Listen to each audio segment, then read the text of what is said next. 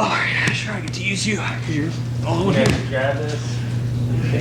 for your private lesson today. So we're gonna go over kind of the basic sidescapes, and we'll go over a couple that I, think are a little more intricate, but I like a lot more. So a couple things when you're inside. One, the sooner you can get this elbow in, the better your life is gonna be, especially for us big guys, because you've got to be able to get that hip pressure off of you. So being able to keep kind of that hip frame in is gonna be good, and keeping this elbow frame in, but keeping your elbow down. Because if your elbow's up in this frame, you're gonna get head armed, you're gonna get Kimura trap. So you want to basically keep this elbow glued to your rib cage. Like this one, you don't really even extend. I'm trying to manage the distance very minimally with this top hand. Once we get here, I'm gonna look to bump, and as I bump, I'm gonna turn into you just that little bit, because I want to set your weight into your hips as much as I can. Because when I'm here, there, I want to set you back. I'm not so much trying to push you up. A lot of people get into the like bench mode where I'm gonna bench you off of me. A lot of guys are just gonna hold on to you there. So when I'm here, because a lot of people are strong right here, like they'll put shoulder pressure in, and it's like if I try to bench up here, there's not a lot of direction I can get you to go. But if I can get you to sit back, feel the difference there. So I'm gonna sit you back into those hips, and I want to drag this knee right to your hip bone. Like I'm throwing, like literally like a Muay Thai knee, just through there, so that I can get that frame in. Once that frame's in, then it starts to become a game of timing and just effort. Because once we're here, you're gonna start trying to walk past that. I'm gonna keep trying to come in, and my goal is to get that bottom hook to the inside of your leg. So I'm not trying to go back to full guard, I'm just trying to get back to that butterfly there. Yeah. Does that make sense? Yeah, that's right. So I'm here. All I'm looking to do is, instead of, a lot of people bridge up and they try to like frame people up and then drag them. Yeah. I'm not even really trying to get you up that much as I am trying to get you to sit back. Because that back will give me the space I need to drag that knee in. Once we get that knee in, I'm trying to use that to create my space. So I'm using that kind of like lever to set you back. With that lever set back, my foot inserts under that knee. So it comes in kind of behind my knee here. Benefit of that is now if you try to really pressure into me, I'm still in, I can start to elevate. Right, okay. So that's what gives me that kind of confidence once you start driving into me. So a lot of people will start to kind of panic and drive in and it's like, okay, boom. Now I can get to butterfly, and if I'm not comfortable in butterfly, boom, reset myself back into a full guard. So we're here, as always, it's like, hey, some of it's just technique, some of it's just like, hey, make sure order of operations. Get your frames back in as early and often as you can. You don't really want to extend this hand out in any direction. You're just kind of using it here as a frame to keep him back and away from you. Got it. Once we're here, I'm gonna bridge. I like to post that outside foot, pop my hips, and drive you back to get to this side. Right. Boom, knee comes in, and I'm trying to keep my shin bone across that hip bone, pointing my other knee towards the mat. So it kind of creates that diagonal. Right.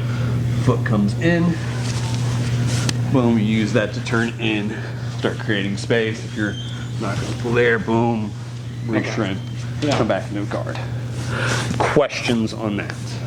No, I think Simple but not easy, right? Yeah. Like that's when you're escaping bad positions, it's a lot of like, oh, that's the mechanics of it are stupid simple. Like, it couldn't be simpler to escape side control mount, the back. The back escape is literally like 3 details. If you get them right, that should be all it takes. But it's going to take so much more time and effort because if they have your back, you're in a compromised position. Questions? No, not so. Okay. Sure there? 1, 2, 3. Just make sure I'm understanding your problem, right? So if I'm here with Asher, boom, I get my frames in, but it's more of getting how to get my legs involved. Well, I get my hips out, but then I can't get my leg there. You can't get this one, okay. So that's one that, mobility is always going to be a thing you're fighting. That's where we're going to go to this next one, because I kind of like it, especially in your situation where it's like, hey, that hip drive is going to be a little hard, and it's going to be, especially bigger, stronger guys, it's hard to like frame them up in a way. So one of the easiest ones I like to do is just an ankle drag over. So my outside leg, I'm going to look to reach over and grab the ankle, but to get there, my bottom knee, instead of trying to drag it into the hip and do it all that, all I'm going to try to do is drag it right into the middle of his shin bone. Boom, right there. As soon as we're there, I'm gonna look to reach and find what I can. Now, not always gonna work well, but for me, what I always like to do is kick across his butt and look to scoop that ankle. Because especially on bigger guys, they'll struggle with mobility as well, and you'll give kind of the best chance possible to grab that. So when we're here, boom, I sit you back, boom, I get that knee drive in, boom, and scoop. Once we're here, all I need is that little bite, that kind of 3/4 mount bite. I don't need a ton here. Once we're here, I'm gonna use that top hand frame. It's gonna switch the top of that knee. I'm gonna look to push that while I push this hip back here. And try to come into half guard, butterfly, half butterfly, whatever you can get back into. It's not so much of a, hey, I'm gonna get into this exact position. It's like, hey, I'm trying to get not inside control. So we're here, boom, I sit you back and I drive that knee in. Instead of trying to drive it up the hip, like I said, I'm driving it here. Once we're there, this knee kicks over, drags that ankle out. Here, pressure in, and you're trying to come into like something besides that. Something not being smished inside control is the goal. Like a lot of the time it's going to be half guard, some of the time it's going to be butterfly, some of the time it's going to be whatever the hell you can grab a hold of, but that's kind of the basic premise of that. Is more trying to scoop that ankle as opposed to trying to drag that knee in. So here, boom, I'm using this knee to kind of get him focused on that. Boom. That way when I come in, I'm just trying to scoop that ankle out. Here, like I said, trying to frame in, create some space and get back in because it's not as mobility focused. Because I get being able to point your hip this way with your shin pressure can be a challenging thing, especially against bigger guys. Yeah. Like, that's a tough one for me to do against like those 300 pounders. Like that's not easy to get to. Yeah, but scooping up an ankle, that's better. Can be a little bit better for you guys. Boom, there, and the legs. You're just trying to kind of fight yourself back into position. All right. Yeah. Questions? Good. 1, 2, 3. So I'm here with Asher. Sit right here, bub. All right. So as far as like setting up my rear naked choke, when I'm here, a couple things I always want to be doing. I'm always going to be palm up this way with that thumb down, grabbing here in that backpack drill. Because a lot of people, when they go to hand fight here, they'll go to control that top hand. But when I'm here, I'm looking to scoop that here. That's going to be one of the easier helps. The other is going to be able to transition from side to side. So when I'm here, what happens is a lot of people will get this top hand kind of controlled, and then they're like, they don't know how to kind of come back here this way. One of the easiest ways I like to go, especially if I'm kind of here on that side piece where I'm trying to be pillow of death, like I'm doing everything right for my rear naked choke, but I need to switch sides. A lot of times what I will do is come this hand to the elbow, up here, and start pulling that elbow up, which is nice because you can come back and re-attack because a lot of people will think, hey, he's going to look to transition somewhere else. But the other thing I like to do is a lot of times I'll be here, hand fighting in, trying to do stuff, and I'll come here. People will kind of lose track of that. And as I come here, I'm not so much trying to come around as I am almost trying to snake that neck here. Not even coming fully like elbow deep into this choke, just where my hand's on the far side of his knee. Because then all I'll do is drop this hand back and do it more of a bully choke style. So sitting up.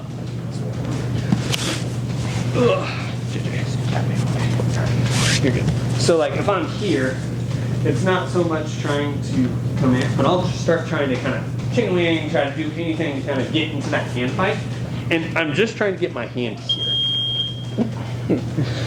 Not so, because a lot of people get focused like, I have to get super balls elbow deep to be able to hit a decent rear naked choke. It's like, no. All I have to do is get my thumb to the opposite side of his chin. Once I'm there, bah. Are you doing like Captain America style or just? Yeah, like that's all I'm trying to do is get to that second hand. So like a lot of times people will hand fight with me. Like they'll start trying to control that hand. It's like,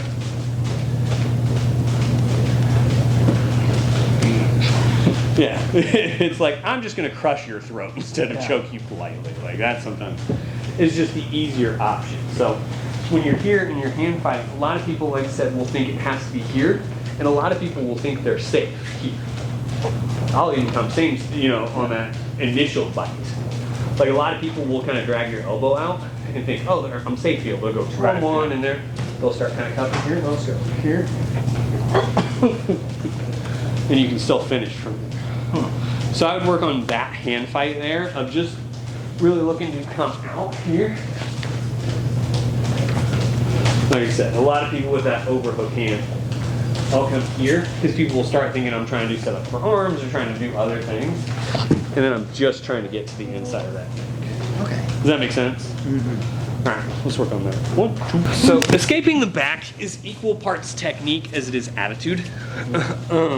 So when I'm here, a couple things you immediately want to start kind of looking for. One, I want to get my chin down and away from your hand. So I always got to kind of identify choking hand, non-choking hand. I'm always going to go down and away. Because it's going to make it harder for you to scoop my chin and do things like that, right? Boom. 2 is I have to determine which side I want to control. For me, that's always going to be 2-on-1 to here. Now,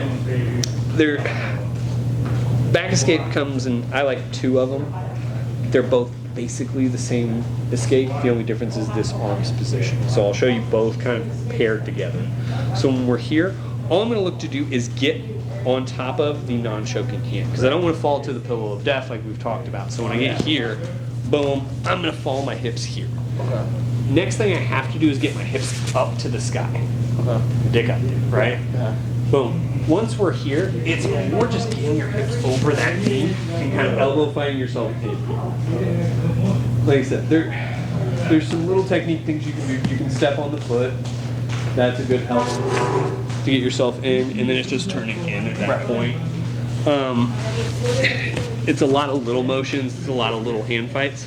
The only real difference I like to show is sometimes you can get to where you're on kind of that rope pull, and you switch it to the opposite side. The only thing you have to be aware of on this one is your arm bar set. So if you're there, he can swing arm bar, which is the only thing I don't love about that. But as long as you're keeping elbow down, boom, you're clearing these feet, clearing those hips, boom. That's one I don't. But it's more getting your hips out, getting your hips up, and then turning in from there. Does that kind of make sense of what it is? Like I said, it falls into that classic. It's very simple technically to tell you, hey, tuck your chin, get to the opposite hip, get your hips up, and then shimmy yourself out. But it's like they're gonna be choking the shit out of you while I'm trying to do that. So it's like equal parts effort and attitude. Like it's like, hey, you don't get to secure the back on me. I'm not giving up the position. We're not gonna settle here. It is the second I think you're getting to my back, I'm getting my hips down, get my chest up, and I'm gonna work from there. I think it's easy to remember too. One choking arm. Yeah. If I can get this out. So. Yeah, it's like boom, get your hips out, and start getting that hip separation. Because if your hips are right behind my hips, you have control of them. Right. There's not a lot I can do from this position where it's like, oh, I'm in a good, safe position where I can attack from you. It's like, nope, I need to protect myself and get that hip separation. Because even from here, you have good control of my hips. All I've done is give you a great time to try to start choking. So it's like, I have to start clearing those hips. Yeah. Start getting that out. Boom. Now, once I get that separation, it's a lot harder for you to follow me. It's a lot harder for you to control me here. Yeah. And then it's just dropping this elbow down and turning into you as much as I can. Right. Okay. Boom. Yeah. So that's where it's like the simple but not, simple but not easy. Cool. Questions on that? That gives you guys something to work on. 1, 2. All right. So we'll start with a couple of positional things for butterfly. Like if I'm here with Asher, a couple things you want to be able to do. One, I want to make sure I'm keeping my knees wide, and I don't want to be. A lot of people are you ending up low here, or is it just? I think so. I don't. So I want to have basically, when I'm looking at this, I'm looking to insert right on Asher's shorts right here. He's wearing the perfect shorts for this today. So I want to have right where my shin bones are kind of that mid-thigh. Okay. Now, you want to look for a top side hook of some sort. For me, that's always going to be that kind of meat hook, underhook here. And I like coming to that kind of shoulder crunch here. Now, if you're ending up getting Now, are they flattening you out, or are they more Yeah, more just kind of. bowling you down here, Yeah. kind of forcing you to then be? Yeah. Okay. So if that's happening a lot of times, what's probably going here is you're probably coming flat versus using that hook to come to one side or the other. Because if I'm here, it's going to be really hard for Asher to force that knee out. So you want to be more on that kind of that low back hip position where I'm turned here. Because what happens to a lot of people is if you're square and flat here, butterfly is super easy to pass at this point. There's just collapse the knee or push a knee, and you should be through if anyone lays this way. So it's like one, you want to start getting more to that hip, if nothing else, but also looking for that top side hook. So I would come to the shoulder crunch. That is, you're strong. I think you would be strong. Be good for you to do that. So it's like, boom, just connecting those hands right over the shoulder. Because now if he starts to pressure into me, it's like, boom, I can start forcing my leg out. I can start shoving that behind. Start attacking other things. Right. So I'd look to settle that a little bit. The other thing I would look to do is don't be afraid to sit him back up. So like if Asher starts really pressuring into me, I don't like that. Come back up with it as well. Boom, and then I come back into that fight. Okay. Does that make sense? Yes.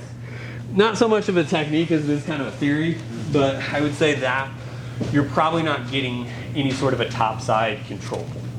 You're probably focused so much on, oh my God, I don't want to pass my legs at this point, that you're forgetting, hey, I got to control something up here as well. Right. So if Asher's here, and I'm so focused on my legs that I'm not really engaging the top side here, it's going to be very easy for him to start pushing those knees. Where if I'm here, even if it's just an underhook on this side, Asher goes to start pushing my knee, it's like, hey, I got an underhook here. You don't get to just move this hand that free. So even if it's just simple underhook, I like decent overhook here. You can still use that with that little bit of an off balance and be in some sort of safe position. But I would say it's probably a combination of being a little too flat and not having some sort of a top side control as far as like underhook, overhook, face frame, something to where when Asher comes to drive into me, if I'm not doing anything with my upper body, even if my butterfly is pretty solid, still going to be very easy. I think I'm getting one or the other. In other words, getting to a hip or getting some kind of top hook, I'm not doing both. For me, I always like to hook with that left hand and come here because it makes my right hand the operative hand when I'm trying to do something. So like for me, I'm going to open to this side and come here because that makes my right hand whatever is going to be doing the attacking is going to be my right hand coming off that shoulder crunch. Right. Even if I'm going to like my reverse, it's my right hand doing a lot of the operative stuff. So I would start looking for that left side underhook a lot, especially for you, and start that way your right hand has a better option. Okay. Does that make sense? Yes. So get into that position a little bit and just kind of play around with it, and we'll kind of see what we see.